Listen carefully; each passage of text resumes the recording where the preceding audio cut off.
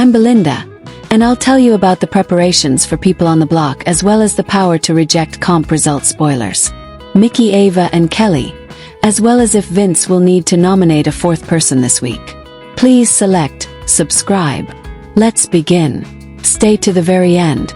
Additionally, for an incredible picture event that will blow your mind, we learned in the Saturday player draw that, in addition to Mickey, Ava, and Kelly, the HOH Benson nominees, playing in the competition, Kelly chose Keanu to play for her, and Will is also in the running.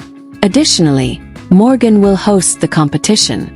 It's hilarious because Mickey truly believed that if Ava won, she could persuade her to use the veto against her rather than herself. Rachel is still being promoted by Keanu as the Riam. If he wins, he intends to save Kelly without realizing that she despises him and will definitely put Keanu on the block. It's fascinating that Ava is protecting Rachel, even though she felt coerced by her to vote to oust Rylie on Thursday night. Ava stated that she would select Rachel if she were given a player pick in order to protect herself in the event that she prevailed. Will might be tempted to remove Ava off the list if he were to win the veto, but it would be problematic because he is aware that the renoms might be allies. Ava is completely safe though, depending on who is on the block next to her. Vince is thinking about nominating Ashley again. They're pushing Rachel. Will would be better off avoiding it. Additional live feed information on pre-veto comp lectures can be found here. Therefore, there are a number of individuals putting a lot of pressure on Vince to nom Rachel if anyone leaves the block. Lauren, in my opinion, makes the strongest case on Saturday. Lauren stated that she would go tell Vince, "Look, I saved you over Zach, somebody I really cared about, if the winner exercised the veto. After I vetoed it for you, you voted against me," claiming that Rylie would be evicted and that she would tell him that you had to put Rachel up. Furthermore, Vince didn't need to coerce Lauren into exercising her veto power over him. Vince was completely secure. Therefore, I believe Vince had a bigger hand in it than Rachel, who was held accountable for sending Rylie out, because he was up Lauren's but to use the veto when he didn't really need it. To Vince's credit, though, I would have taken the same action. It was no skin off his back for Lauren to use it, remove him from the neighborhood, and make him completely safe, even if he was 95% certain that he was safe. And eventually the consequences for Lauren for exercising her veto power knowing who the renom would be, as well as for Rachel for the renom she made. In addition, Vince informed Lauren that Rachel was playing a bluff. And Vince probably realized that she most certainly wasn't. It's strange that some of the house guests are speculating on Rachel's husband's thoughts regarding her gameplay. Speaking of negative reads, when Keanu, Vince, and Kelly spoke on Saturday, Kelly said that if Vince overrode his veto and removed her from the block and renamed Rachel, he would receive America's favorite player in exchange. However, Kelly exclaimed, "Really?" And Vince responded, "I'm pretty sure Rachel is winning that." The home guests were envious because they believed Rylie had a chance at AFP, which is funny. He doesn't. The majority of fans, in my opinion, would disparage Rylie before giving him even $5, let alone $50,000. Kelly continues by saying that she didn't think Rachel would receive AFP after she made Katherine weep and ruined a Showmances. "I can't imagine her husband clapping for that move," Kelly added. In defense, Vince claimed that it was a shrewd move and that he believed her spouse would be pleased. Rylie's supporters, including Keanu, agreed, saying, "Yeah, it was a good game move." Even if Rachel is unaware of all the disgusting things on the live feeds, she is on the right side of history for targeting Rylie, Brendan stated with pride and applause for the record. Another amusing thing about Kelly is that you're meant to bring up show breakups, so I'm not even sure where they got her. She simply doesn't know, like me. Big Brother 101 is that. Rachel has nothing to do with that. It's a typical BB target. They treble their chances of a veto when they vote together. Other live feeds are entertaining. While the house guests were discussing Katherine, Rachel mentioned that she left her soiled panties on the floor. And Keanu mentioned that her shoes smelled.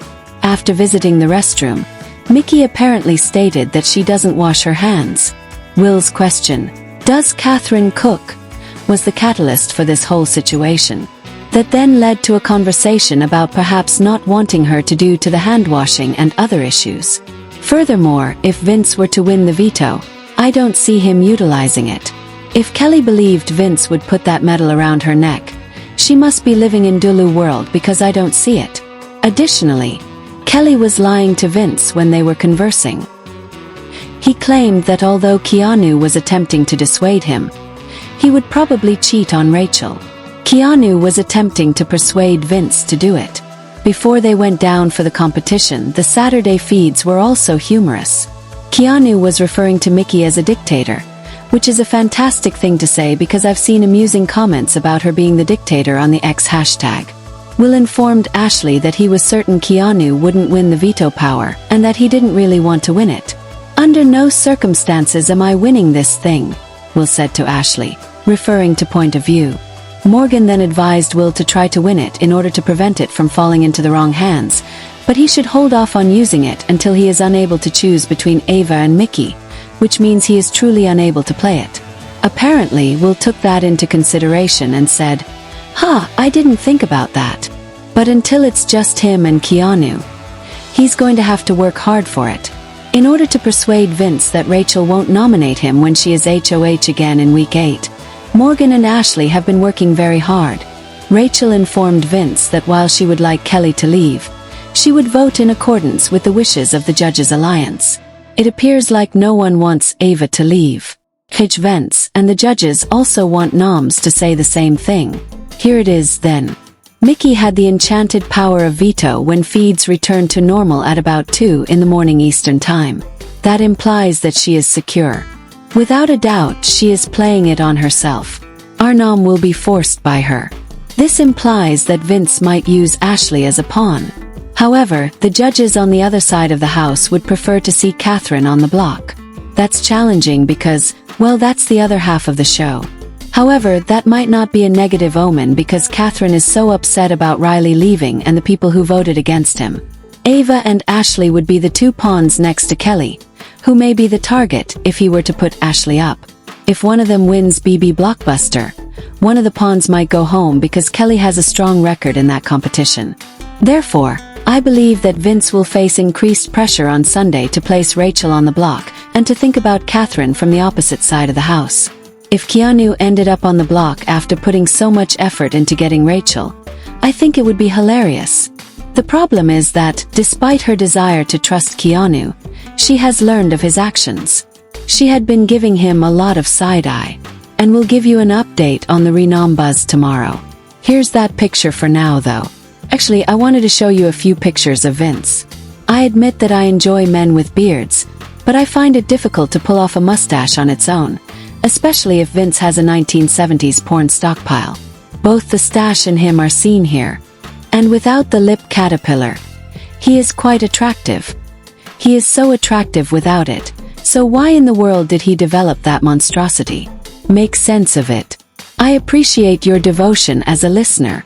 Don't miss the next episode, so follow us wherever you get your podcast. Soap Dirt is available on all of the main podcasting services, such as iHeartRadio, Spotify, Apple Podcast, and others.